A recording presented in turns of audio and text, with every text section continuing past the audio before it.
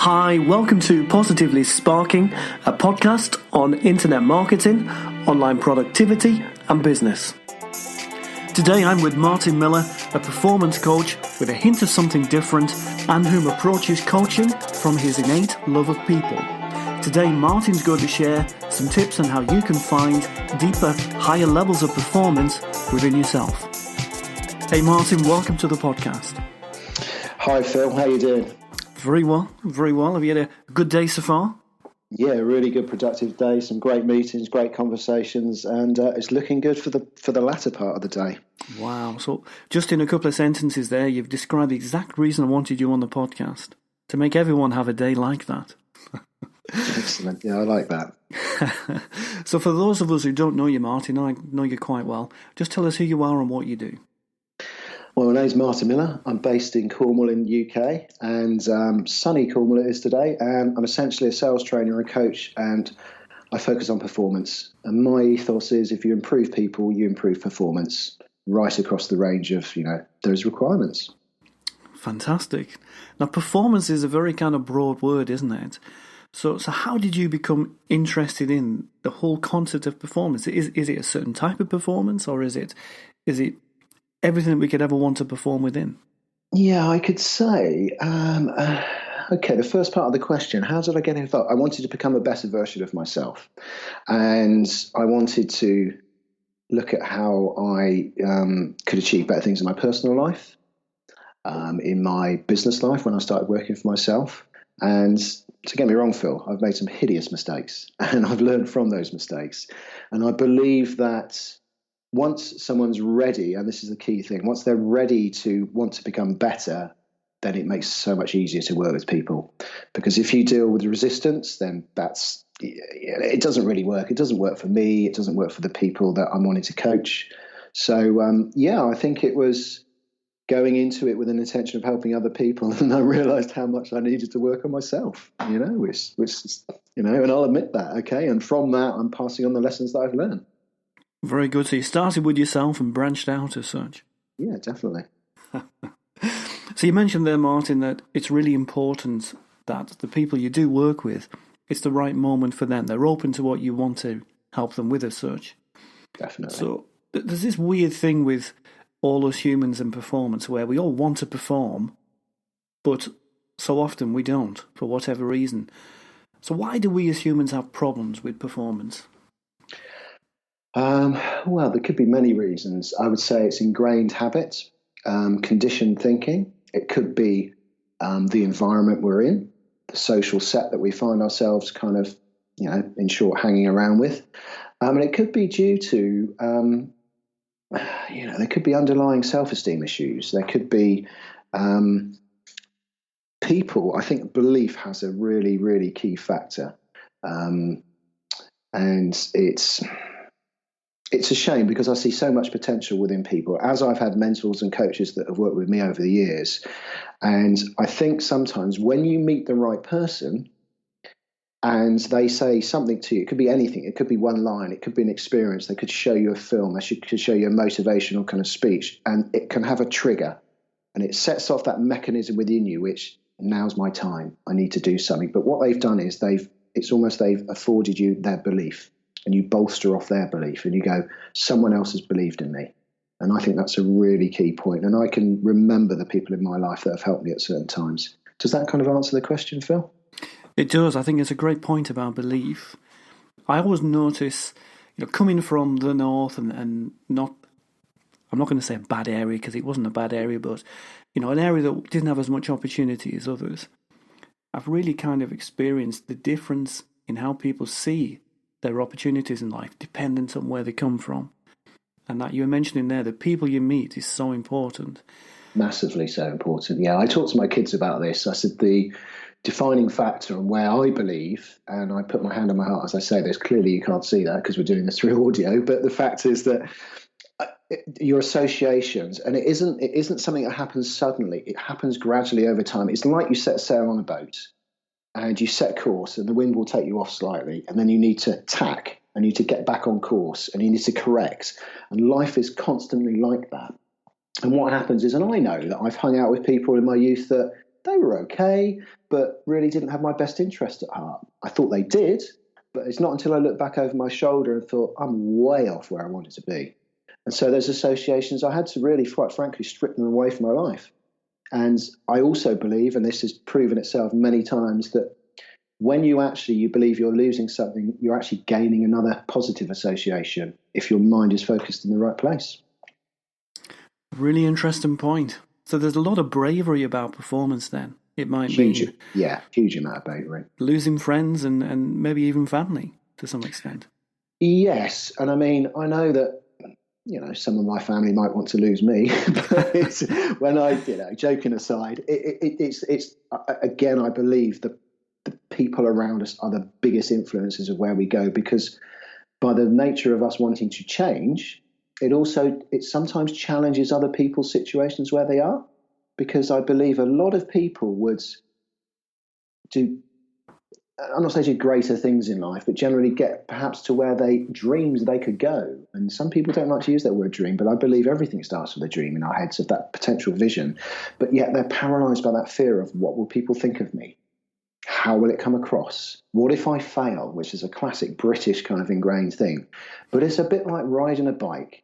Anything learning to the new, it's not pretty to start off with, but before you realise it, you're up and running. And then you've got another positive habit that you're influencing into your life. And it's finding those people that will bring positives into your lives rather than negatives. I sum it up as simply as that. Great stuff. Do you know, one of the reasons my company is called Positive Sparks is for lots of the things that you're saying. So one thing I've noticed, and this is in web marketing, this isn't even in your world, but a massive part of what we do is helping a client believe in their business. Yes. There's almost a moment when it ignites inside of them. That's why I call it Positive Sparks, because that's what we're trying to do, is spark good feelings in customers, but also in the business owners. And you see it when it happens, when suddenly they wake up and they've had a great order or a number of great orders, and suddenly this thing that they've been wanting to do but have been unsure about whether it was really going to work out, they can see how it's going to work out. And it's like in that second, everything and everything they are changes. Yeah, I would agree. I had a conversation with a chap this morning, and I always open with conversation. It's about a conversation, where the conversation can go, and it was his ability just to speak honestly with me. And I'll always have honest conversations. I let people know where I've come from, where I'm going to, the trials, the tribulations. But I say to them at pivotal moments where the market has almost said to you, yeah, what you're delivering is good. And that bolsters your belief. And I love the name Positive Sparks. Phil, I wish I'd thought of that before. I would use that in my situation. In fact, you heard it here first. I will be plagiarising that. I'll be using that as a phrase, I think. Let's create Positive Sparks. Performance Sparks. Yeah, performance. There you go. Brilliant. Please don't anybody else use that. But it is about that moment. And you sit with me, I feel it through every part of my being when I'm working with somebody. And I think I've said to you recently, I get a tingly feeling, a sensation of knowing instinctively that I'm on the right path to help that person. And they can see it in my eyes. And it's very empowering for that individual. And that's what makes me do what I do. Excellent. What a great reason to be in business. Totally, yeah.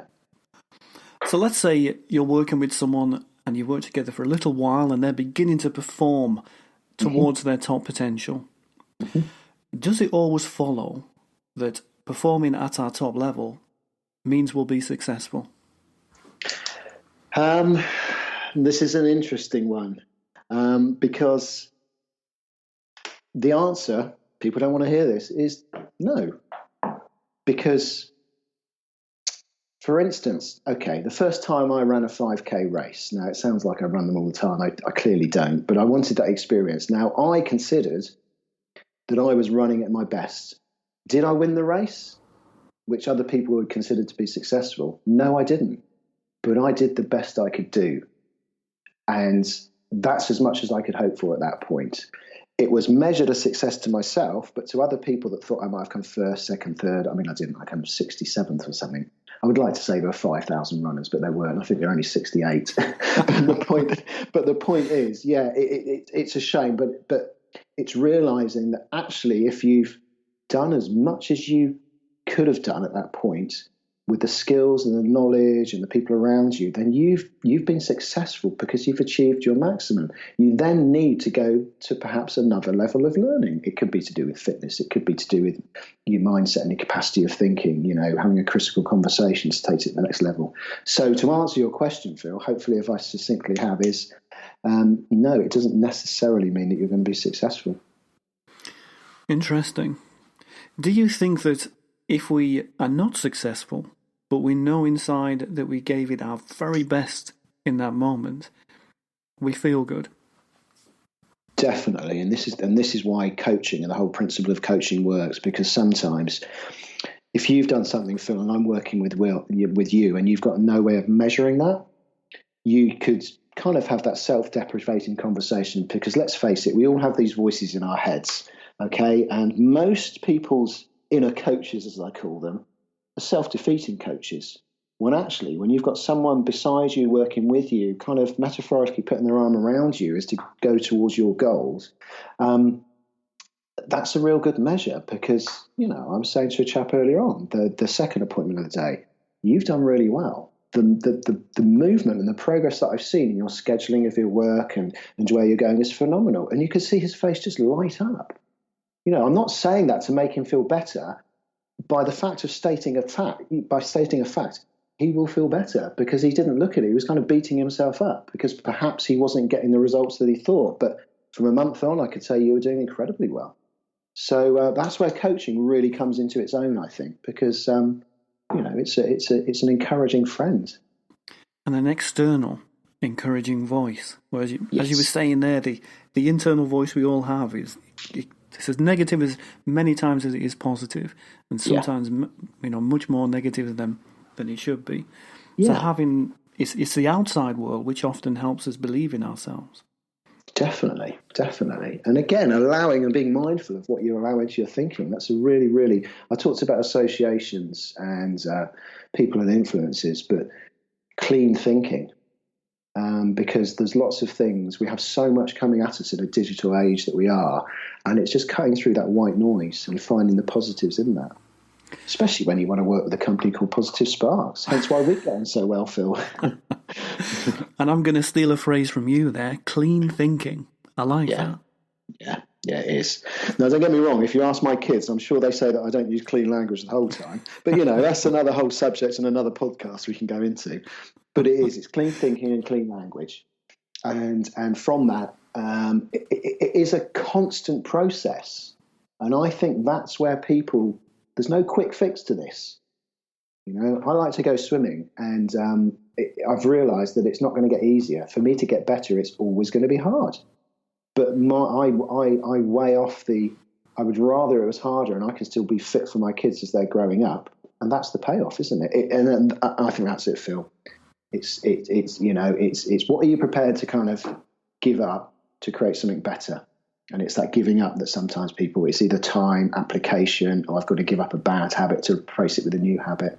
So it is all about our thinking. There we go. So let's say you've spotted someone who you really feel you can help. Yeah. How do you approach someone about being a performance coach and helping them improve? Do they always want to hear that? First of all, Phil, me, it's a big smile. It's a big smile in a conversation. It's a big smile, and they may think, oh no, what's happening? But I'm very mindful, because I don't want to tell people what they do. I sometimes, to take it away from them, I'll start a conversation. I love people. Okay, so I'll talk with anybody. And I know that most people aren't like that, but I'll ask a few, sort of cleverly poised and worded questions to find if that person is willing to want to make the change. Because it comes back to what we said about earlier on. If the timing isn't right, no matter how much coaching and mentoring on structuring of learning or pushing past your boundaries or your perceived kind of comfort zone, if the timing isn't right, you'll just go round and round in circles. So you're looking as much for the will from this potential customer as you are the potential. Yeah, definitely. I've had people that wanted to work with me, but I've honestly, and I always operate with integrity, is that I don't think you're ready yet. I think there's a few other things that need to get sorted out. And I've normally been proven right in that instance, because it's a waste of my time and a client's time if we're not both going to have a reciprocated relationship, because it's so the two of us can work forward. Because the biggest part of coaching people is how much I improve in the process as well.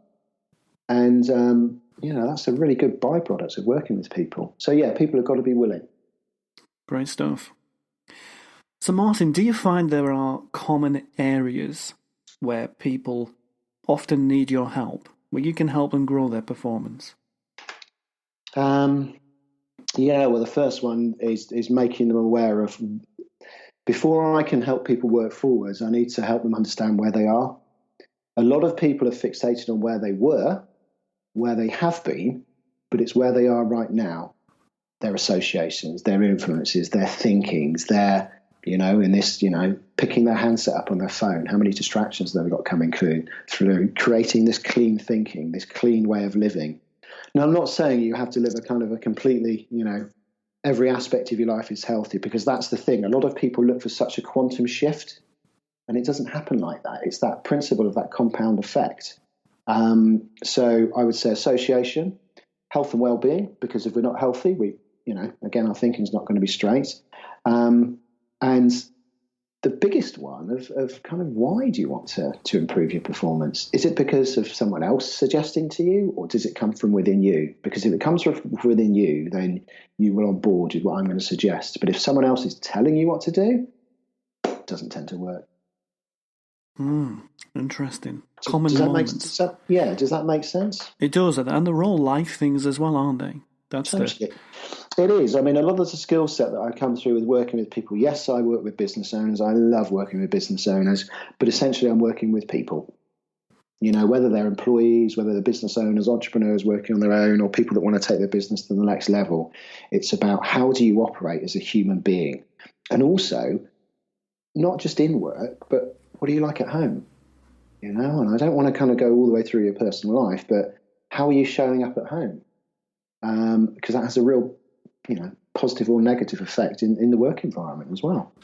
And also understanding that when we do, and Phil, as you learn to do different disciplines, when you stand forward from what can be perceived to be the crowd, the herd, whatever word you want to use for it, the populace, is that you're saying, I want to change. And it takes courage. But once you realise that actually I'm here to stand beside you, to help you with that change, you join arms, it's a phenomenal united force. Excellent. So, Martin, can we choose one of those areas that you mentioned there and offer some quick tips on how people might enhance that part of their working or personal life? Okay, well, first of all, that I'm actually doing myself at the moment is mapping the areas of my day. Again, I keep coming back to this, associations and influences. Who am I hanging out with? What habits am I doing? Habits are, by the very nature, they are just our habits. It's what we do. How do they serve me? Is it taking me towards my goal, or is it taking it away from my goal? That I've had a physical challenge put downwards. So in 2 months' time, I'm going to be herring around a 12K course, going completely nuts over all these obstacles. Now, me eating a takeaway every night isn't going to help me, is it? I need to eat healthy food. So therefore, that thought is this moving me towards or away from my goal? Is going to the pub every night going to move me towards my goal or away from my goal? And these seem simple things, but people are ingrained in their kind of patterns of life. So just be aware. For instance, try it out for a week and just make a note. Where do I go? What do I do? What time do I get up? Sleep. Am I staying up late because I just can't think of anything to do? Well, go to bed earlier. Get up earlier. Bring the day in rather than trying to catch up with the day, because I think a lot of people are just trying to play catch up through the whole day. So, yeah, I would say that a little tip is, map yourself for a week and see how you get on. Interesting. Now, on that point there, I know one thing that you do is you get up really early every day. Yeah. Do you think that is a quality that we should all kind of pursue? It depends, because I'm realistic about this. Some people are morning people and some people aren't. Okay, I like to embrace the day. I like to go swimming first thing in the morning. And these days I don't so much look like a cat that's been thrown into a swimming pool that's trying to scramble to the side. I do I put myself in a pool, Phil, and I'm next to these triathletes, okay, and it can be a little bit demoralising. But yet the fact is that these guys, they'll swim to John O'Groats before they even come to Truro to the pool, and they're not even out of breath. So straight away I'm putting myself in an environment where their people are higher. But yet I like to do that half an hour swim a day. It doesn't necessarily happen every other day. I might have to do a school run, there's various things, but I like to do that. I come back and I'll try to do a little bit of meditation or Tai Chi. I haven't switched on my technology at all at this point. I haven't checked my phone. I haven't looked at social feeds because I don't want the outside world, and I'm very protective of this, to force my day. I want to have an idea of how my day is going to go before I'm trying to play catch up, which is what most people do. And the key thing here is noticing the patterns of how you operate your day. I'm good in the mornings. Okay, I lag at about 3:30. I think I should be in Europe and having an afternoon siesta. I think that's really where I'm destined to go, actually. But the point being is, it's knowing where you operate best at the better times of the day. Does that kind of explain that? It does. I think that's a great point about discovering your own rhythm. Definitely. What are you? Yeah. On that point there, where you're working every day. Well, I'm saying working. You're kind of getting up and doing your things first. You're swimming. You're meditating, you're doing a bit of Tai Chi perhaps, and then you're letting the outside world come in and you're going to look after everything that needs doing. Yeah. So how do you keep that kind of very controlled and positive schedule running, and how do you keep your own performance high? Knowing what I want to achieve in my day. There's a phrase that I heard years ago, which was finish the day before it started. Knowing what I want to achieve in that day. And I like to know, and to get me wrong, okay, not every day goes like this. Let's be realistic about it, because things happen. One of the kids could be poorly. It might be my turn to go and get them from school. Something can happen to disrupt your day. But at the beginning of the day, before 9 o'clock hits, I know that I need to see this person. I know that I need to do this appointment. I need to generate this kind of content for a newsletter. I need to do various things. But I'm also aware that everyone else will be, a phrase that I've coined, putting their digital agenda towards me. And to me, if someone sends me an email, I'll pick up the phone. Hi, I got your email. Look, I can deal with that later on in the day, but you won't get an immediate response. I've communicated back to them that I've acknowledged that I've got it, but it needs to fit in with me. And it took me years to do this because I like to react. So that's the difference. It's being reactive or being proactive. And I think that there is overwhelm from digital overwhelm. I'm mindful of the notifications I have on my phone, and but I definitely keep what I want to achieve in that day at the forefront of my mind. And if it doesn't get achieved, I don't beat myself up. I look at how I can schedule it for the next day, and I'm really key on scheduling things as well, being mindful of how my time. Does that kind of answer the question, Phil? It does. So just picking up a couple of questions on those great comments you made there. Do you try and do the most important thing perhaps first? Yeah. Now, I'm a kind of a creative type, and one of my bugbears, and I'll hold my hands up to this, although you clearly can't see me holding my hands up, is administration, reporting, these kind of things where I had to evidence and document things. I don't like doing them. Okay, I'm all about people, being in front of people. So I try to get those things out of the way first. Okay, so they're done. Because there's this thing called the Zyganek effect. And there was this Lithuanian psychotherapist called Bulma Zyganek. And she discovered that we carry around incompleted tasks. If I said to you, Phil, is there an email you should have done, or a call you should have made, or a relative that you should have caught up with? Generally, 9 times out of 10, you can think about it immediately. It's because we're carrying this around. So in the same principle, if I know I've got all these things to do in a day and I haven't got them done, if I'm trying to focus on something that's in front of me and I'm still thinking, I should have done that report, I should have made that call, that's going to be present in that moment, and it's going to detract me from what I'm trying to do in front of me. Does that make sense? It does. Yeah, I've got many of those.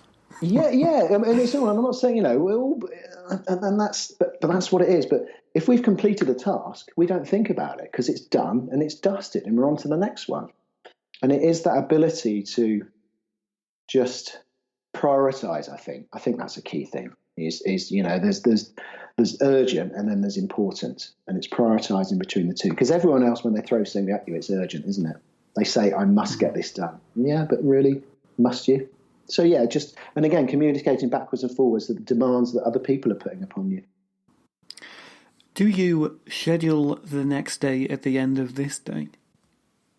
I've normally got most of my week scheduled. Now, I didn't used to be like that, and it's a habit that I've learned. And I have color coding in my schedule where I do all my health things and the things with the kids when the kids are staying with me. It's all in green. Okay, so that kind of, that goes through first, and then I go through when I do certain calls and various appointments, regular clients, and then everything else kind of fits in around that.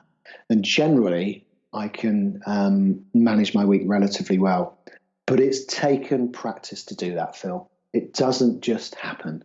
It really doesn't just happen. It's a constant evolving process. And, we live in Cornwall. So what happens in the summertime? How busy do the roads get? Monumentally busy. Silly season, as I call it. So you kind of have to have this almost manana attitude of, my intention is that I will be there at that. But again, you factor in buffer time. I know that I'm always got my tech with me, meaning, I've got the Mac with me. So if I ever get caught up in a queue of traffic, I can pull over, I can do some work. I've even Skyped in a lay-by before because I was going to run late for an appointment. But again, the essence running through all of my schedule is communication, communication, and communication, keeping people informed. Great stuff. Have you got any online resources or even offline? You were mentioning the colour green there. That you use to power all of this high performance way of doing things? Yeah, it's the colour scheduling was something that a chap showed me years ago, a very successful guy that I've been privileged to know over the years, and it was the paper diary, and he time blocked certain things, colour coding, and it's that putting the things that are really important to you, because we all do what we do for a certain reason. For me, it's to show an example to my kids, to kind of build that legacy, to get the message across of all the things that I've learned through life. So I put those important things through my calendar. I put with my clients, I put on my switch off time, which was really key, and then other things fit in around there. Resources that I use, for instance, there's one, the little Darren Hardy, I think he's the editor of Success Magazine. I have a Darren's daily video that comes in every morning. It's 2-3 minutes. And it's, he's an American guy, and fair enough, it might not be for everybody, but he just gives some really kind of some positive sparks to the day, Phil. There you go. And so there's that. I follow other people online, but I'm very selective about when I listen to those. And I think that's the thing, is finding something that suits your style, because something that I might like, you might not, and I'll recommend certain readings and things to friends as well. And it depends whether you want to read stuff or whether you want to, listen to it or watch things. But it's finding something that fits for you, I think. Definitely so. So what are you going to do next with your business, Martin? Next with my business, I'm going to take over the world, Phil. Okay. Already yeah. As much exposure on social platforms and creating where I want people to share my message. And I'm starting to communicate more on Twitter. As you know, I'm a bit of a vinyl junkie. Okay, so me getting used to, digital technology, it's like dragging me into the 21st century. But yet, I'm really loving it because it is all about relationships. So as much exposure as possible about the authentic way with which I operate. I haven't learned a lot of things from textbooks. I've done a lot of readings over the years, but most of my skills have been learned from life. Meeting with people, getting on with people. The best university there is, eh? I think it is, Phil. And I think that you can't, I couldn't be doing the age I'm at now, and I won't, to the listeners, give away my age. There you go. They can message in to see how young or old they think I am. But the point being is that I've been on the planet a few decades, that I couldn't be doing what I'm doing now had I not had that time-served experience of going through being a parent, being married, being business partner, being a student, all of these things. So the short version, what am I going to do next? Get in front of as many people and have as many conversations as possible. And if people want to find you, where can they find you online? Okay, well, I've got a specific sales training website, which is called The Reluctant Salesman -sw.com. That's The Reluctant Salesman -sw.com. That's specifically to do with sales training. And at the moment, because I'm actually kind of working on another website specifically to do with performance coaching, that is in its in structuring stage at the moment. I think one of the best things to do is connect with me on Twitter, which is Martin Miller Biz. So that's Martin Miller, all one word, B-I-Z. Find me on Facebook, and it's under Martin Miller on there. And connect and just let's have a conversation. Definitely worth checking out and connecting up with Martin. So any final message that you want to give everyone? Any final messages? I would say in this day and age, there's a lot of change coming at people. And I would wholeheartedly encourage people to make the changes that they instinctively know within their hearts they want to, but perhaps don't have the confidence to, or find someone to work with. That could be me, that could be yourself, Phil, but just find someone to kind of align with to get you to where you want to go, because I would rather implement the change in my life than have my hand forced by change, but also be willing to be a student of life, never stop learning, ask honest questions of people, and be authentic. Above all else, be authentic. You know, we have a generation following us through that they just want people to be straight and honest with them. And I think that if you have that at the centre of what you do, then I believe you can go as far as your thinking will allow you to. A great final message to end a great podcast. Thank you so much, Martin, for being here. It's been a fine conversation. Phil, thank you very much. Really appreciate the situation. And I hope you've got some value from it.